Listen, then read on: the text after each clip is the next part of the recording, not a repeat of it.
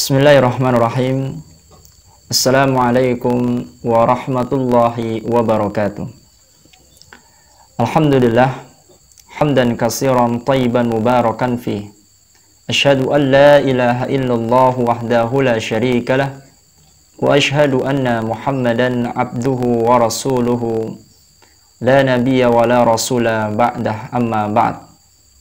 Qala Allah Ta'ala: Ya ayyuhalladzina amanu taqullaha haqqa tuqatih wa la tamutunna illa wa antum muslimun.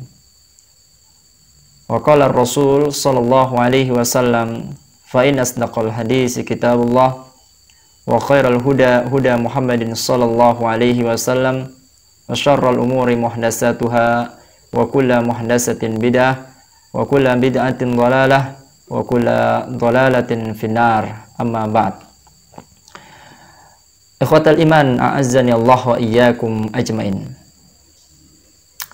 Bermula dari semangat para penghafal Al-Quran di sebuah pondok pesantren bernama Pondok Pesantren Imam Ahmad bin Hanbal Lubuk Linggau.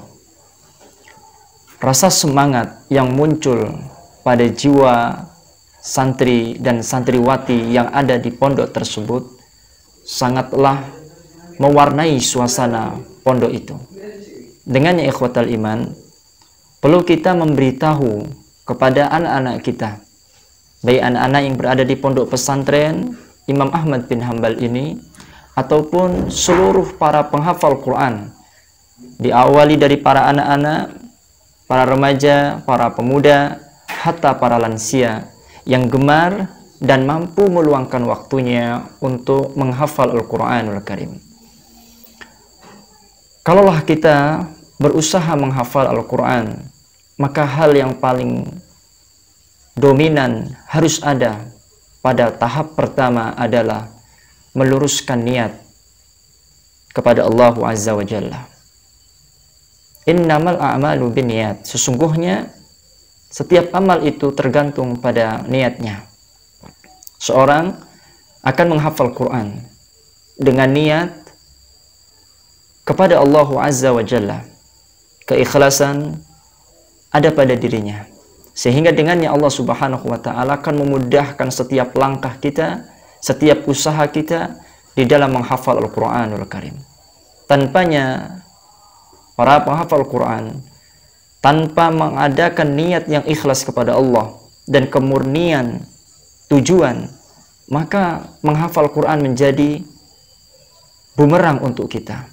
Bila mana penghafal Quran meniatkan untuk mencari pamrih manusia, untuk mencari pujian manusia, itulah sum'ah, itulah riya, dengannya disebut dengan syirkul asghar, bahkan bisa masuk kepada syirik yang besar. Dan kita ketahui bahwa seluruh kesyirikan itu akan menghapuskan amal. Syirik akbar akan menghapuskan amal kebaikan. Maka menghindari itu semua, para penghafal Quran, hal pertama, luruskan niat hanya untuk Allah Azza wa Jalla. Hal yang kedua, ikhwatal iman, azani Allah, hendaklah kita memiliki ghirah dan kesemangatan, atau sebagaimana yang dikatakan oleh para ulama, yaitu kesungguhan yang luar biasa.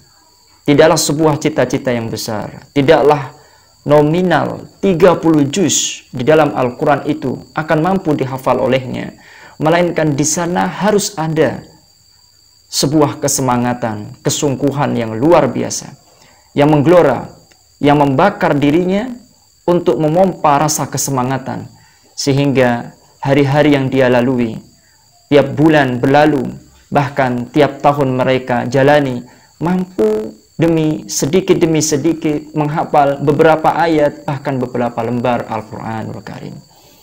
Maka kesungguhan ini adalah modal yang kedua bagi para penghafal Al-Quranul Karim. Dan ketahuilah ikhwatal iman, a'azzani Allah, para penuntut ilmu rahimani wa rahimakumullah, kenapa kita harus mengamalkan dua hal tersebut? Karena niat yang lurus dan kekuatan ghirah, rasa semangat dan sungguh-sungguh adalah dua pokok yang paling utama untuk kita meraih sebuah kesuksesan yang nyata. Ditambahi jalan untuk menuju itu semua harus mengikuti pedoman dari Rasulullah SAW, atau dalam arti dapat kita sebut dengan ittiba'u bir Rasul, mengikuti petunjuk Rasulullah SAW. Menghafal Quran pun membutuhkan petunjuk Rasulullah SAW. Dan di antara petunjuk-petunjuk tersebut kita mempelajari adab-adabnya, etika-etika dalam menghafal Quran, bagaimana sikap dan sifat yang harus dimiliki para penghafal Quran, supaya kita menjadi penghafal yang kredibel, penghafal yang kuat, dan penghafal yang benar-benar dirindukan oleh jannahnya, yaitu surga Allah Azza wa Jalla. Ikhwan wal akhwati fillah, a'azzani Allah wa iyyakum ajmain. Kita motivasi bagi para penghafal Quran hari ini. Ketahuilah, di sana ada riwayat dari hadis Nabi dibawakan oleh sahabat Abdullah bin Abbas.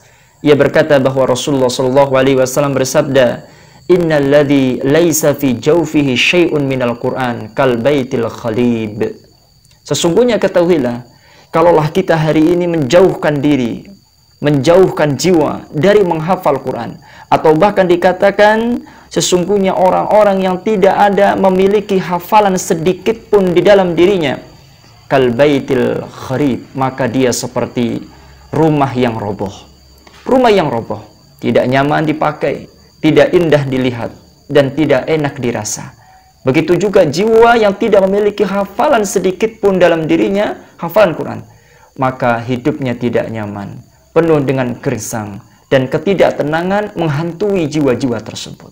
Maka ikhwatal iman azani Allah, mengupayakan diri untuk menghafal ayat demi ayat, surat demi surat di dalam Al-Quran, atau bahkan berupaya meniatkan untuk menyelesaikan 30 juz dalam jangka waktu tertentu, maka ini cita-cita yang mulia yang akan menghantarkan kepada kita kefakihan dan kebaikan serta ridho dan rahmat dari Allah Azza wa Jalla. Ikhwani wa akhwati fillah azani Allah.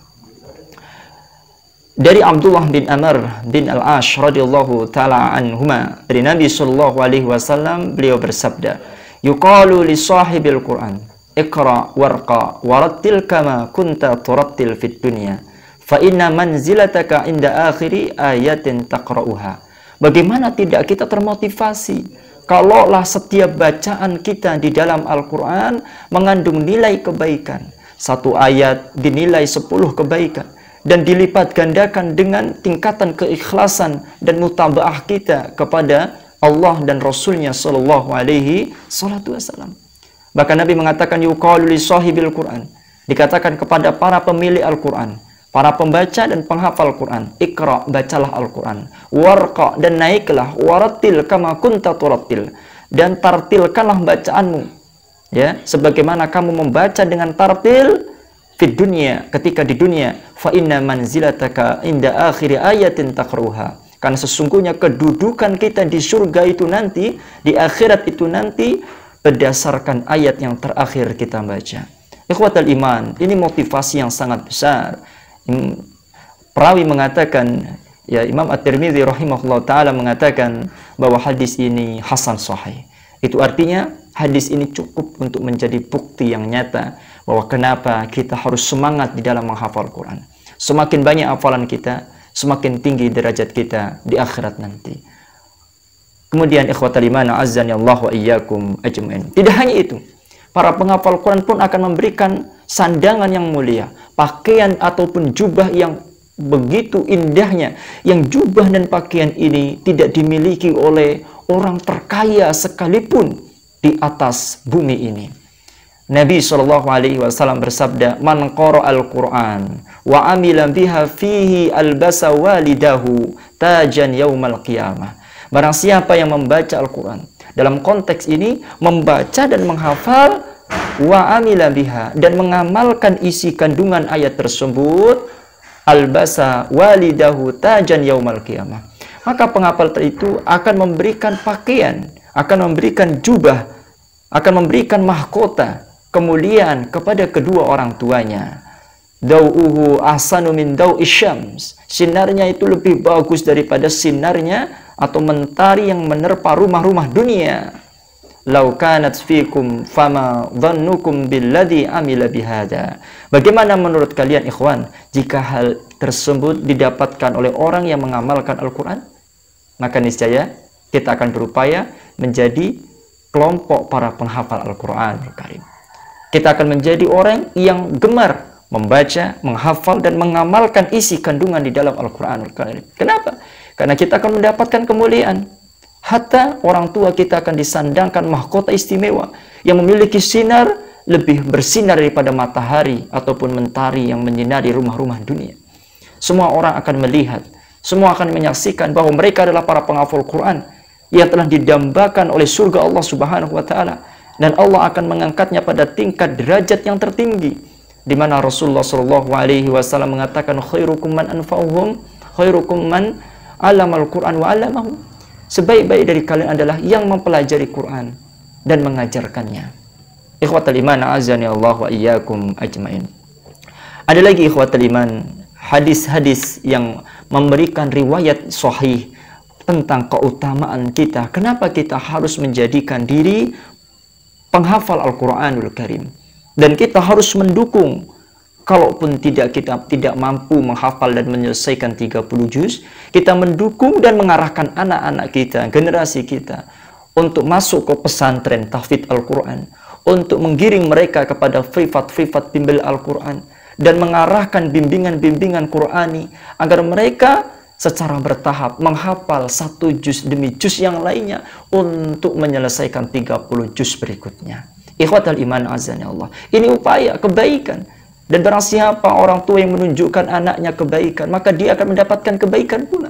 Dan begitu juga manusia pada umumnya, ke tetangganya, ke saudaranya. Sehingga kita berbagi kebaikan, sehingga kita menebar kebaikan, semua akan mendapatkan kebaikan, dan semua akan mendapatkan ridha dan rahmat Allah Azza wa Jalla.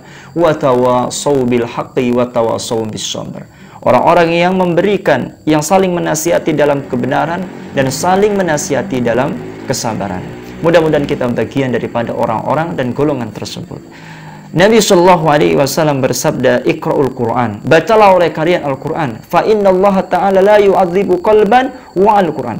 Sesungguhnya Allah Azza wa Jalla tidak akan mengazab hati orang yang menghafal Al-Quran, tidak akan mengazab hati orang yang menghafal Al-Quranul Karim. Dan sesungguhnya Al-Quran, wa inna hadzal Quran ma'dubatullahi ta'ala. Al-Quran ini adalah benar-benar merupakan jamuan Allah. Maka barang siapa ikhwatal iman yang mendatanginya, ia akan aman. Maka bergembiralah siapa saja yang sangat mencintai Al-Quranul Karim. Tidaklah cinta yang paling mulia melainkan hanya kepada Allah. Tidaklah cinta yang paling mulia kepada makhluk melainkan hanya kepada Rasulullah Sallallahu Alaihi Wasallam. Al-Quran adalah kalamullah. Bagi siapa yang membacanya akan mendapatkan pahala. Al-Quran adalah mukjizat dari Allah untuk baginda Rasulullah Sallallahu Alaihi Wasallam Muhammad. Barang siapa yang mendekati Al-Quran dengan cara membaca, menghafal, dan mengamalkan isinya, maka mereka termasuk golongan orang-orang yang mulia. Maka berupayalah agar kita menjadi hamba yang hari demi hari mencintai Al-Quran dan terus bertambah kecintaannya terhadap Al-Quranul Karim. Hadza minni wabillahi taufiq wal hidayah wa syukran jazilan. Barakallahu fikum ajmain. Assalamualaikum warahmatullahi wabarakatuh.